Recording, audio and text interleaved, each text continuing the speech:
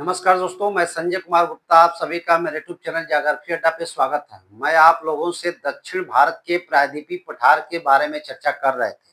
हमने यहाँ तक चर्चा किया था कि जो दक्षिण भारत का प्रायद्वीपीय पठार है, उसमें जो आर्कियन क्रम की चट्टानें हैं, वह किससे निर्मित हुआ है और भारत में इसका कहाँ-कहाँ इसका विस्तार है और यहाँ से जो चट्टानें मिलती हैं, वो हमारे लिए कितना उपयोगिता है या उपयोग रखता है, इसके विषय में हम चर्चा किए थे।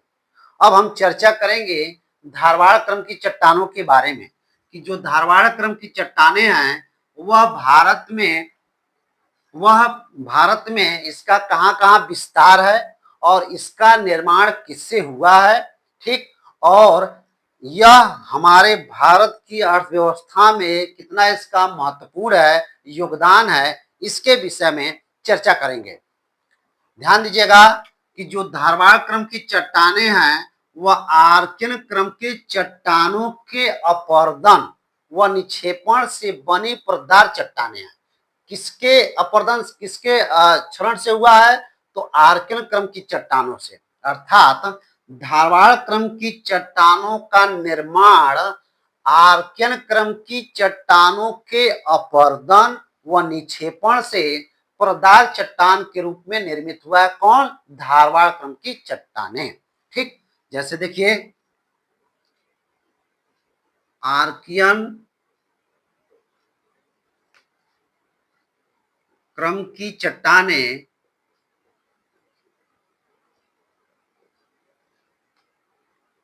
आर्कियन क्रम की चट्टानों के अपर्दन, ठीक ध्यान दीजिएगा, व निक्षेपण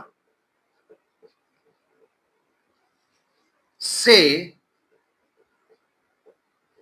परतदार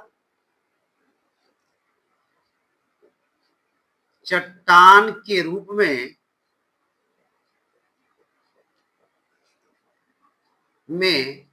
निर्मित हुआ है।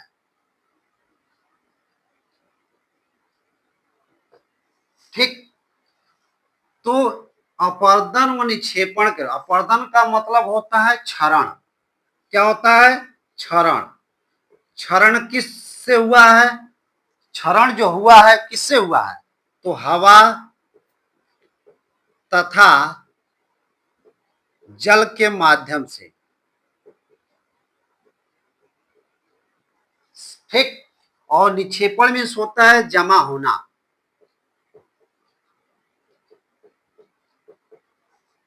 कहने का मतलब यह है कि आर्कियन क्रम की चट्टानें अपर्दन हुआ है, क्षरण हुआ है, किससे? तो हवा और जल के माध्यम से आर्कियन क्रम की चट्टानें क्या हुई है? अपर्दन हुआ, क्षरण हुआ। और अपर्दन और क्षरण होने के बाद कहीं इस स्थान से दूसरे जगह जा करके जमा होते गया, धीरे धीरे जमा होते गया। जमा होने के बाद धारवाड़ क्रम की चट्टानों के रूप में इसका निर्माण हुआ, विकास हुआ। और निर्माण किस रूप में हुआ था? तो परतदार चट्टान के रूप में। परतदार का मतलब है कि परत दर परत, अर्थात पहले एक परत जमा हुआ, फिर कुछ समय के बाद एक परत जमा हुआ, फिर कुछ समय के बाद धीरे धीरे एक परत जमा हुआ। इस तरीके से कई परत के रूप में धारवाड़ क्रम की चट्टानें निर्मित हुई हैं। और किससे निर्मित हुई हैं? तो आर्कियन क्रम की चट्टानों से। ठीक, अब इसी में यह अगला क्वेश्चन पूछा जा सकता है कि ध्यान रखिएगा कि जो धारवाड़ क्रम की चट्टानें हैं किससे निर्मित हुई हैं?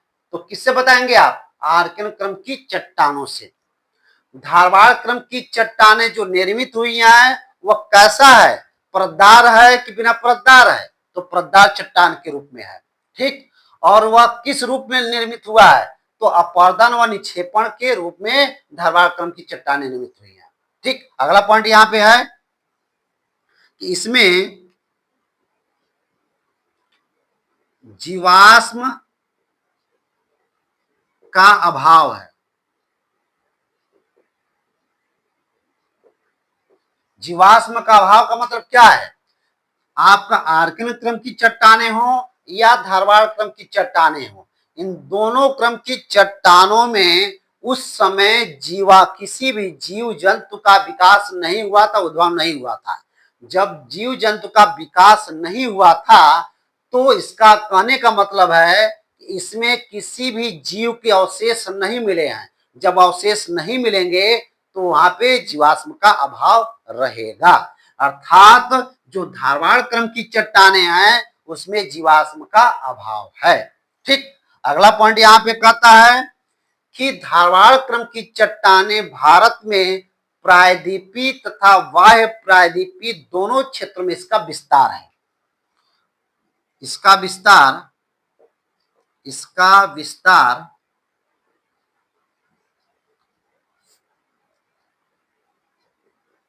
प्रायद्वीपीय तथा बाह्य प्रायद्वीपीय दोनों क्षेत्रों में है। इसका विस्तार प्रायद्वीपीय तथा बाह्य प्रायद्वीपीय दोनों क्षेत्रों में है।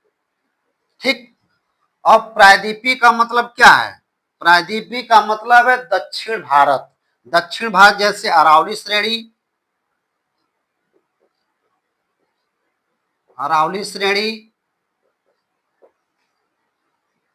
बालाघाट, रीवा, छोटा नागपुर का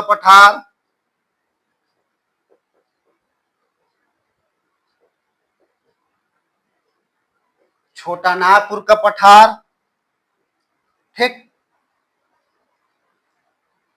मेघालय का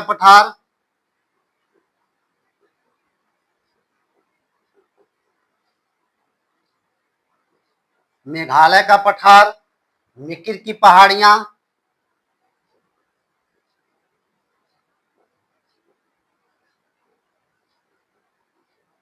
ठीक। तो प्रायद्वीपीय क्षेत्रों में धारवाड़ क्रम का जो विस्तार है किन किन क्षेत्रों में? अरावली श्रेणी, बालाघाट, रीवा, छोटा नागपुर का पठार, मेघालय का पठार, मिकिर की पहाड़ियां, इन क्षेत्रों में इसका विस्तार है। और बाह्य प्रायद्वीपीय में कहां कहां है? भारत में लद्दाख,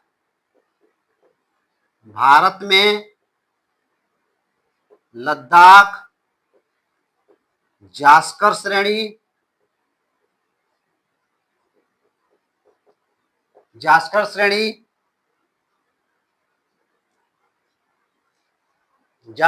हो गया। कुमायूं,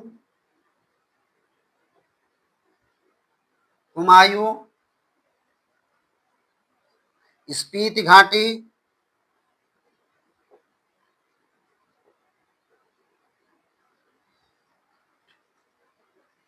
घाटी, असम का पठारी भाग,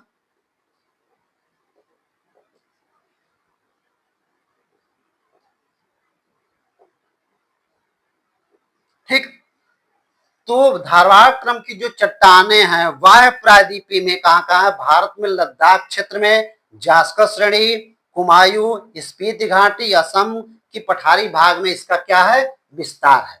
ठीक, अब इसे हम मैप के माध्यम से देखेंगे कि इसका मैप में कहां कहां है इसका। ठीक है,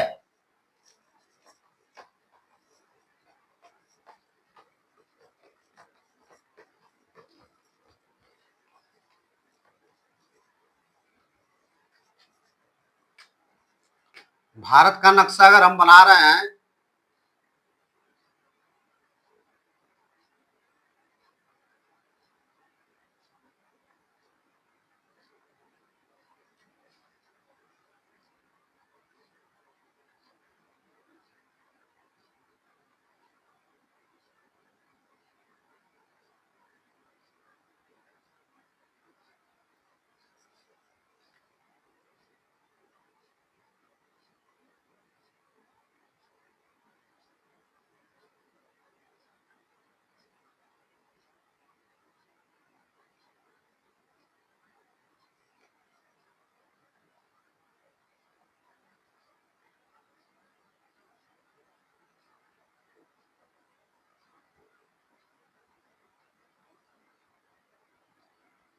ठीक। अगर यह भारत है तो भारत के किन किन क्षेत्रों में इसका विस्तार है, आप अभी देखे हैं कि अरावली श्रेणी का विस्तार आपको हम बता चुके हैं कि गुजरात के पालनपुर से लेकर के राजस्थान होते हुए, हरियाणा होते हुए दिल्ली तक इसका विस्तार है। तो यहाँ पे अरावली श्रेणी है, अर्थात अरावली श्रेणी में धारवाड़ क्रम की चट्टानों का विस्तार है। अरावली श्रेणी,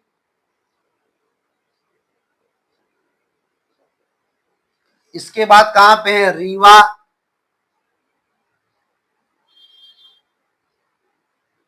रीवा, फिर यहीं पे बालाघाट है,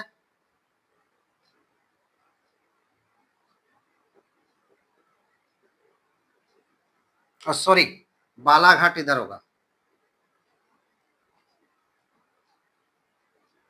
बालाघाट,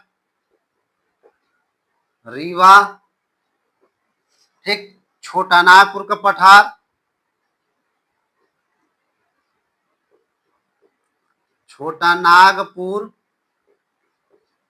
का पठार, ठीक है, छोटा नागपुर का पठार, मेघालय का पठार यहां पे है,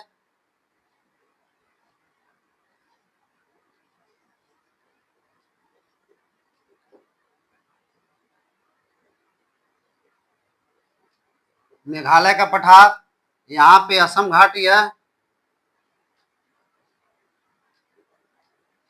असम घाटी, यहीं पे आपका जो है स्पीति घाटी है,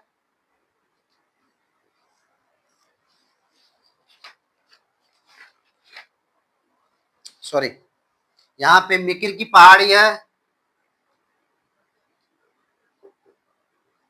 मिकिर की पहाड़ी,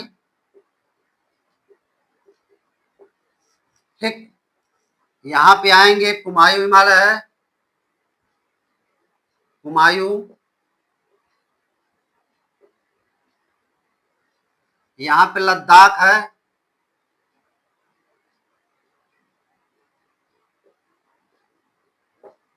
यहाँ पे जास्कर श्रेणी है,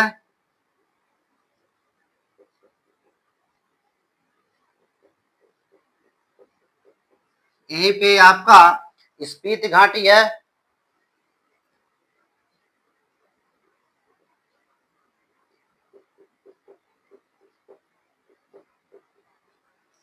ठीक।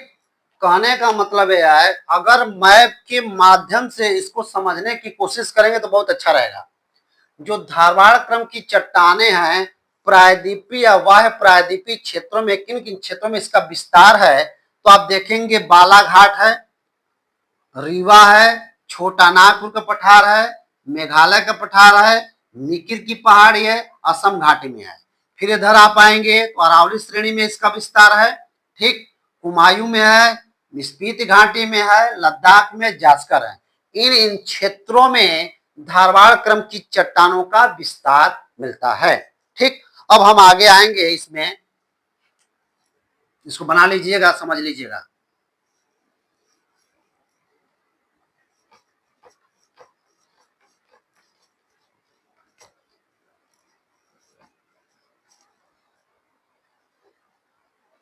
अब जो है यह चट्टाने भारत में क्यों महत्वपूर्ण है, तो इस चट्टान से क्या क्या मिलता है जो हमारे लिए महत्वपूर्ण है। तो पहला पॉइंट ध्यान रखिएगा इसमें कि ये चट्टाने भारत में पाई जाने वाली सबसे ज्यादा महत्वपूर्ण है।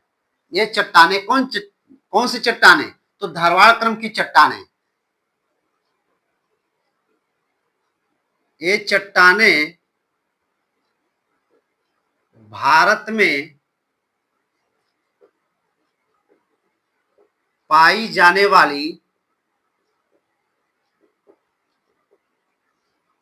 सबसे ज्यादा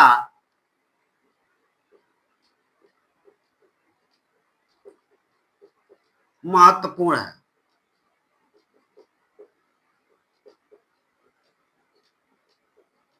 सबसे ज्यादा महत्वपूर्ण है, तो सबसे ज्यादा क्यों महत्वपूर्ण है, क्यों महत्वपूर्ण है ये हमें जानेंगे, क्यों महत्वपूर्ण है। ठीक। तो क्यों महत्वपूर्ण है? इसलिए क्योंकि यहां से ध्यान रखिएगा, क्योंकि यहां से सोना, लोहा, टंगस्टन,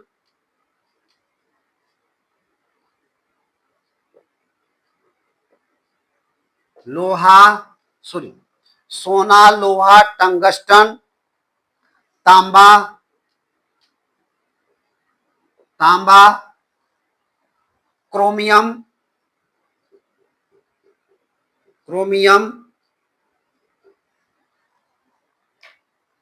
जस्ता, जस्ता, मैग्नीज,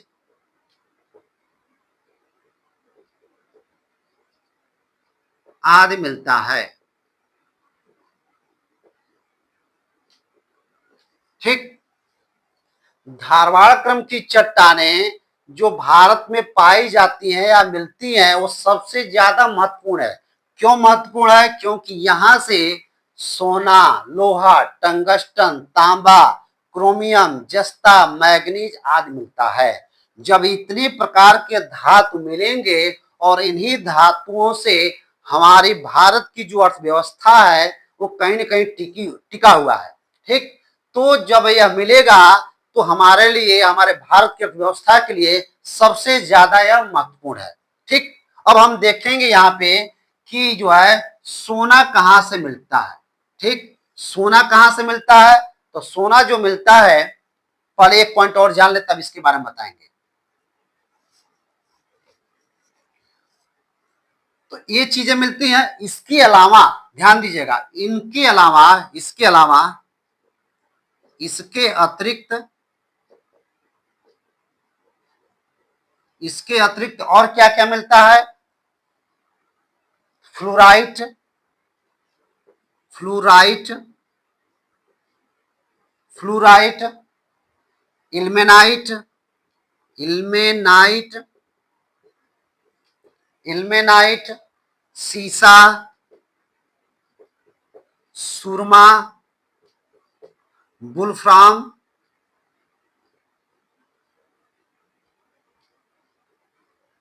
बुल्फ्राम, अभ्रक, अभ्रक, कोबाल्ट,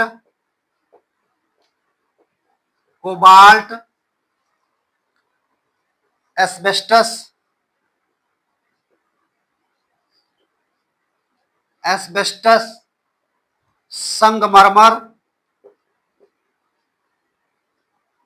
आदि मिलता है। कहने का मतलब है कि धारवाड़ क्रम की चट्टानों से सोना, लोहा, टंगस्टन, तांबा, क्रोमियम, जस्ता, मैग्नीज तो मिलता ही मिलता है।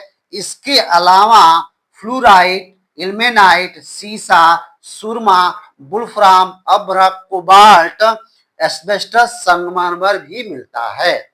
और यह भारत की अर्थव्यवस्था के लिए सबसे ज्यादा महत्वपूर्ण है। ठीक। अब अगला इससे देखेंगे कि सोना कहां से मिलता है और लोहा कहां से मिलता है, इसके विषय में भी हम जान लेते हैं यहीं पे। ठीक है। सोना ध्यान रखिएगा, सोना कहां से मिलता है? तो सोना आपको मिलता है कर्नाटक के,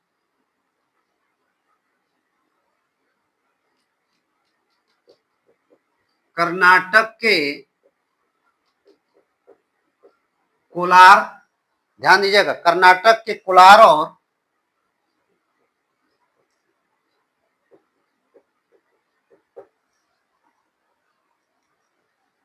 धारवाड़ की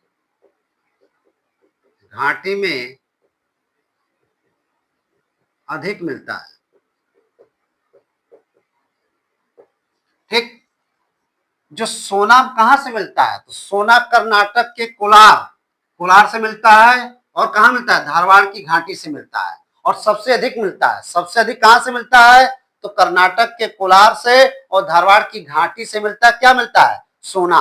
ठीक। और लोहा कहां से मिलता है, अब आगे देखते उसको मैप के माध्यम से भी हम समझ लेंगे। अब देखिए यहाँ पे एक चीज और जान लेते हैं कि यहां से क्वेश्चन कैसे बनता है। ठीक, धारवाड़ क्रम की चट्टानों से इनमें से कौन कौन सा धातु मिलता है। अगर आपको सोना दे देगा या कोई और धातु दे देगा, इनमें इसके अलावा कोई और धातु दे देगा तो इसका मतलब सोना मिलता है और वो धातु नहीं मिलता है। या कोई और धातु दे देगा और कहेगा इनमें से कौन सा धातु नहीं मिलता है, तो इनमें से 3 दे देगा और एक कोई और दे देगा। ठीक, ये भी दे देगा कि जो है दक्षिण भारत का जो प्रायद्वीपीय पठार है वह जो आर्कन क्रम की चट्टाने हैं, धारवाड़ क्रम की चट्टाने हैं, कुड़प्पा क्रम की चट्टाने हैं, बिंद क्रम की चट्टाने हैं या गोंडवाना क्रम की चट्टाने हैं, दक्कन ट्रैप है, इनमें से सबसे ज्यादा अर्थव्यवस्था के लिए कौन महत्वपूर्ण है, भारत की अर्थव्यवस्था के लिए, तो कौन है, धारवाड़ क्रम की चट्टाने। ठीक, या आपसे भी पूछा जाएगा कि सोना कहां से मिलता है, किस क्रम की चट्टानों से मिलता है, तो धारवाड़ क्रम की चट्टानों से। लोहा किस क्रम की चट्टानों से मिलता है, धारवाड़ क्रम की चट्टानों से। या तांबा कहां से मिलता है, तो धारवाड़ क्रम की चट्टानों से। इस तरीके से आपसे क्वेश्चन पूछा जा सकता है। या यह भी पूछा जा सकता है कि जो कोलार क्षेत्र से, कर्नाटक के कोलार क्षेत्र से जो सोना मिलता है वो किस क्रम की चट्टानों से मिलता है, तो धारवाड़ क्रम की चट्टानों से। या आपसे भी क्वेश्चन पूछा जा सकता है कि सोना कर्नाटक के कहां से मिलता है, तो कोलार क्षेत्र से मिलता है। ठीक है, इस तरीके से घुमा फिरा के क्वेश्चन आपसे पूछा जा सकता है। अब हम आते हैं कि जो लोहा मिलता है, लोहा भारत के किन किन क्षेत्रों से मिलता है।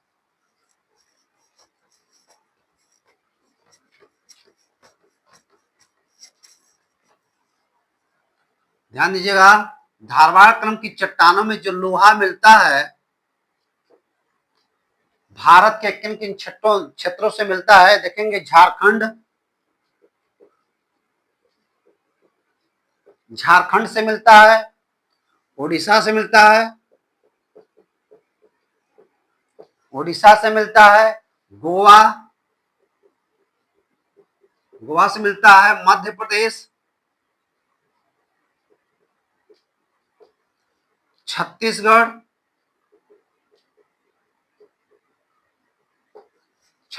से मिलता है, कर्नाटक से मिलता है।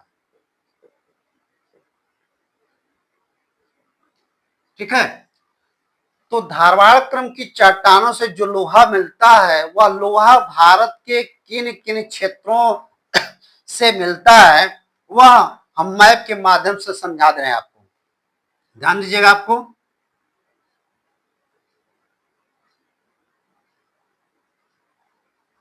अगर यह भारत का नक्शा है, ठीक, तो झारखंड, या अगर यहाँ पे ध्यान दीजिएगा झारखंड से मिलता है, क्या चीज मिलता है, लोहा। झारखंड से उड़ीसा से मिलता है,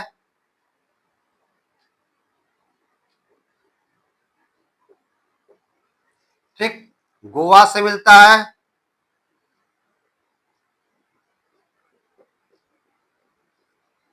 मध्य प्रदेश से मिलता है,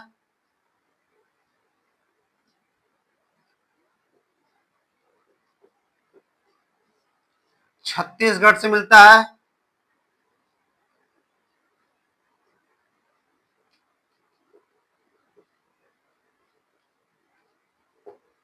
कर्नाटक से मिलता है,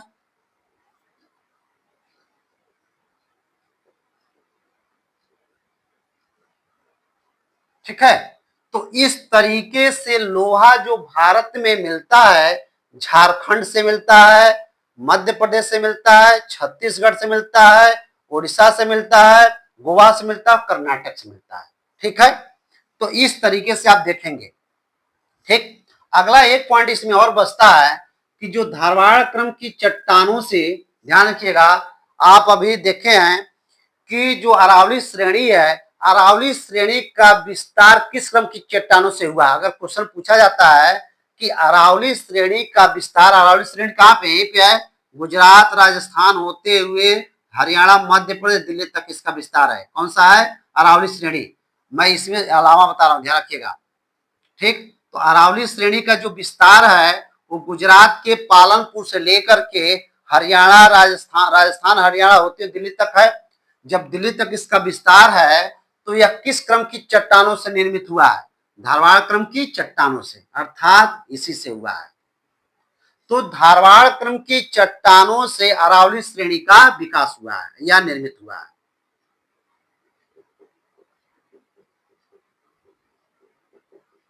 ठीक, यहां पे ध्यान दीजिएगा, अगर क्वेश्चन आपसे पूछा जाता है कि अरावली श्रेणी का विस्तार किससे हुआ है या अरावली श्रेणी का निर्माण किससे हुआ है, तो अरावली श्रेणी का निर्माण हुआ है धारवाड़ क्रम की चट्टानों से।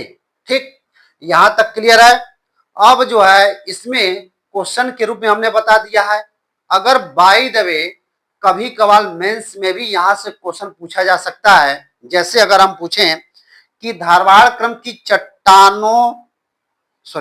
धारवाड़ क्रम की चट्टानें भारत में किन किन क्षेत्रों में पाई जाती है।